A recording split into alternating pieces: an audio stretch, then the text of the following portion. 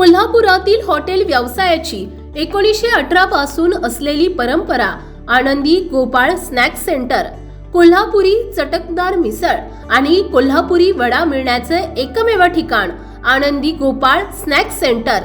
तिखट आहे पण झटका नाही, चटकदार आहे पण जळजळणारी नाही, मधुर आहे पण गोड नाही, खाल्ल्याशिवाय चव कळणार नाही।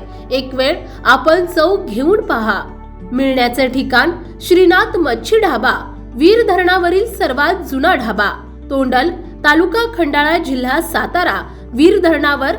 मोबाईल नंबर 9960885771 आणि 9767164161।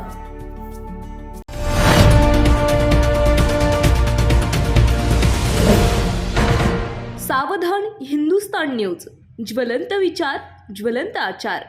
देशाचा आधारस्तंभ असणाऱ्या विद्यार्थ्यांना आपल्या देशाची अव्याहत चालत असलेली परंपरा आणि संस्कृतीचे संस्कार रुजवण्यासाठी, एक चांगले आणि आदर्श जीवन जगण्यासाठी, तसेच आपला आदर्श येणाऱ्या पिढीसमोर ठेवण्यासाठी श्री ज्ञानेश्वर शिक्षण संस्था समवेत अन्य 33 शाळांमध्ये ओळख श्री ज्ञानेश्वरीची एक परिवार यांच्या वतीने ओळख श्री ज्ञानेश्वरीची एक संस्कारक्षम उपक्रम यांच्या मार्फत ग्रंथराज ज्ञानेश्वरी या जीवन ग्रंथातील ज्ञानरस दिला जातो, जेणेकरून हा संसार यज्ञ सुरळीत चालू शकेल। म्हणून श्री ज्ञानेश्वर शिक्षण संस्थेत ओळख श्री ज्ञानेश्वरीची हे शिक्षण घेणाऱ्या विद्यार्थ्यांना उद्योगपती पराग इनामदार यांच्या सहकार्यातून 250 ज्ञानेश्वरी ग्रंथाचे वाटप करण्यात आले।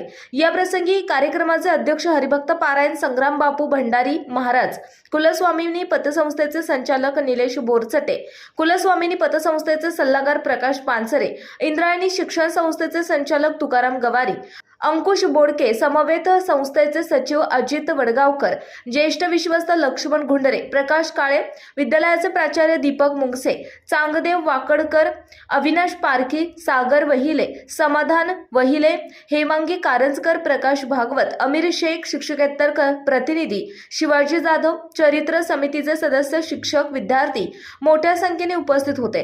कार्यक्रमाच्या प्रास्ताविकामध्ये दीपक मुंगसे यांनी श्री ज्ञानेश्वरी जयंती विषयी माहिती देत सांगितले की मूळ स्वरूपातील ज्ञानेश्वरी ग्रंथाचे संशोधन करून श्री संत एकनाथ महाराज यांनी मूळ शब्द स्वरूपात पूर्ण केला, तो भाद्रपद वद्य षष्ठी दिवस ज्ञानेश्वरी जयंती दिवस म्हणून साजरा करण्यात येतो। त्यानंतर अजित वडगावकर यांनी पाहुण्यांचे स्वागत करून ज्ञानेश्वरी ही जीवनदायिनी असून कोरोना काळात स्वतः कोरोनाग्रस्त असताना ज्ञानेश्वरी वाचन केले, त्याचे फळ म्हणून त्यांना सुदृढ जीवन मिळाले असा स्वतःचा अनुभव सांगून सर्वांनी आपले जीवन सिद्ध करण्यासाठी ज्ञानेश्वरी पारायण करणे आणि ज्ञानेश्वरीतील ओवी आचरणात आणणे गरजेचे असल्याचे सांगितले आणि सर्वांना ज्ञानेश्वरी जयंतीच्या शुभेच्छा दिल्या। त्यानंतर तुकाराम गवारी यांनी प्रामाणिकपणे कर्म केल्यास त्याचे फळ आपणास मिळणारच असे सांगून सर्वांनी ज्ञानेश्वरी रूपी ज्ञानप्रसादाचा सर्वांनी आपल्या जीवनात उपयोग करावा असे आवाहन केले। कार्यक्रमाच्या शेवटी संग्राम बापू भंडारी यांनी मानवी जीवनात ग्रंथाचे महत्त्व सांगून प्रत्येकाने ग्रंथांशी नाते जोडून आपले जीवन आनंदमय आणि यशस्वी करावे, तसेच ग्रंथप्रेमी महामानवांनी आपले जीवन सार्थक करून देशाच्या विकासासाठी मोठे योगदान दिल्याचे सांगितले। म्हणून विद्यार्थ्यांनी आपल्या जीवनात ग्रंथाचे महत्त्व लक्षात घेता ग्रंथाचे वाचन करून आपल्या संस्कृतीचे जतन करावे, तसेच श्री संत ज्ञानेश्वर महाराजांच्या ज्ञानेश्वरी या ग्रंथाचे शिक्षण देण्यास अग्रगण्य असणारी संस्था श्री ज्ञानेश्वर शिक्षण संस्था, तसेच विद्यार्थ्यांसाठी ज्ञानेश्वरीचे शिक्षण देण्यासाठी कार्यरत असणारे संस्था संचालक अजित वडगावकर, प्रकाश काळे, लक्ष्मण गुंडरे, दीपक मुंगसे आदींचे कौतुक करण्यात आले। पसायदानाने कार्यक्रमाची सांगता झाली। प्रतिनिधी अर्जुन मेदनकर, आळंदी।